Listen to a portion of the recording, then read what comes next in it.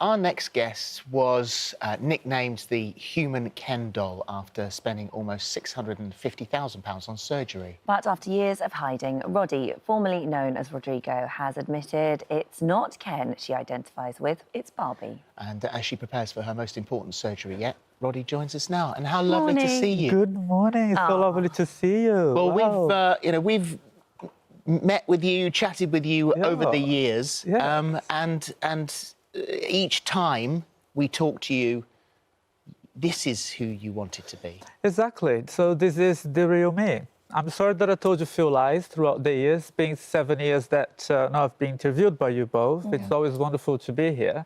But I remember 2 years ago I was here and then we were talking about the removal of my ribs. That's and then you asked, Roddy, why did you remove 4 ribs? And then I said, oh, just because I want to fit well on my blazers. No, I was starting a transition. Yeah. What men remove 4 ribs to fit well on their blazers? Yeah. And so that being the case then, when for you did you know, and people said, you were, Ken, when did you know that you were in fact Barbie?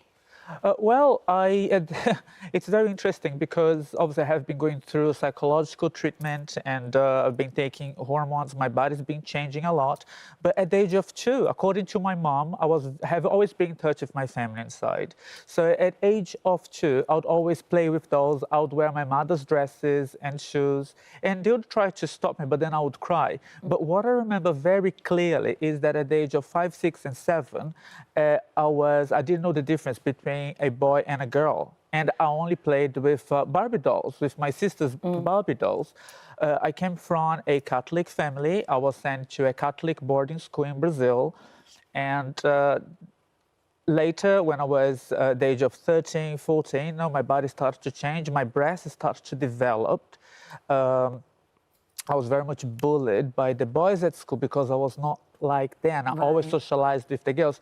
So I have always been in touch with my feminine side. I have always had girls' mannerisms. But due to my religion, being Christian Catholic and going to a school like that, I always prayed. And I prayed for God to change me. Right. But then when I moved I'm 36 now, but I moved to London when I was 20 years old to go to university. I thought, no, hang on, it's a new start right now. I was born a man. I need to forget those feelings, those thoughts. Started my journey with plastic surgery. So then I tell you, I tried my best to be a male. I had fake six-pack put in, arms put in, but I failed badly because I was never happy. Yeah. I carried on having those plastic surgeries because actually I wanted to be a woman. So, I mean, a lot of people have said throughout the years of us interviewing you that this is kind of body dysmorphia, that, you need help with this, that all of these surgeries is disguising something else. And actually, you say, well, in kind of in a way... I have a dysmorphia. I have a gender identity dysmorphia. Right. And I have been treated for it. But I never had body dysmorphic disorder. So does it, now that you've sort of been very open about this, I mean, I know that you told your friends and family last year, in the summer. Exactly. But Sunday was the day that you publicly said it to the world. To the world. Yeah. So how does that feel? How does that moment feel? Oh, it feels amazing. I have it's since September 2019. I have been living as a woman. I'm known everywhere I go. I have done 300 television shows in 24 countries. So everywhere I go, people know who I am. I'm very popular. So I started to travel to countries where people don't know me very well. So I went to Thailand for a month. I did a lot of research about sex reassignment surgeries. I went to countries where people didn't know me. And then I have been living as a woman, wearing heels, wearing makeup, having hair extensions. Thank you to Natalie Paris. And in secret, out of the UK, out of Italy, Spain, where people actually know me. Was that it's been feeling you wanted amazing. To see how it felt? Exactly. It's part of the psychological treatment as well. Get yourself out there to see how it feels. And it feels amazing. Right. It feels amazing. Yeah. It feels great. It's wonderful being a girl. I spend hours getting ready. I love going to hair salons, getting my nails, my hair done. But you know what? It's not just the nails and the hair, which, is sort of, eyelashes, eyebrows. Exactly. All things that are quite easy to do. But this is a process now. It is. And you said you started taking the hormones, and originally you didn't do that under the doctor. Exactly. You did that. You went and bought them. You went to countries where you didn't need a prescription. No, not illegally, I'm sorry. You went to countries where you didn't need them prescription. You could buy them over the counter. Yes. And actually, that had a bad side effect. I was in hospital. That's right, yeah. So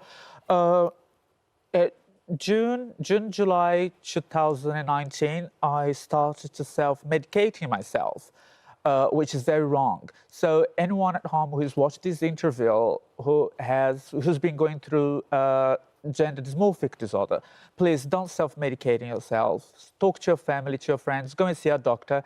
I live here in England, but I do my treatment abroad. I don't do here in London, simply because there's no many doctors who are specialized to treat people who suffer from gender dysmorphic disorder. Through the NHS, apparently that's the information that I was given. Please correct me if I'm wrong.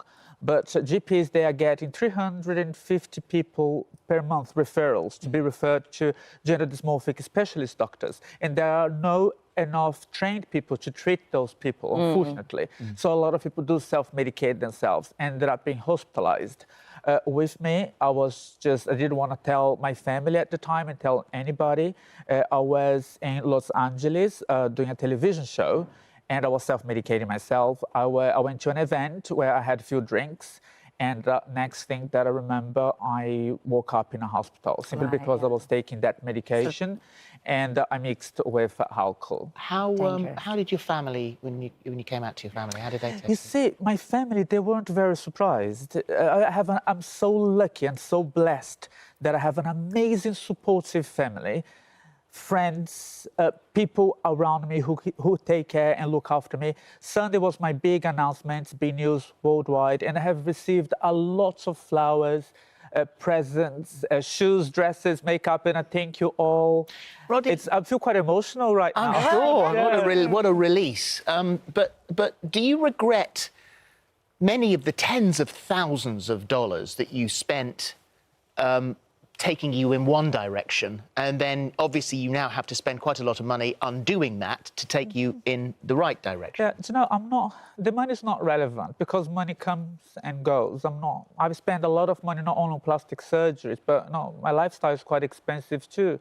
And no, I'll tell you, I don't have savings. If I die tomorrow, I'll die happy because I'm 36 years old and I lived a great life as a man. I traveled the world.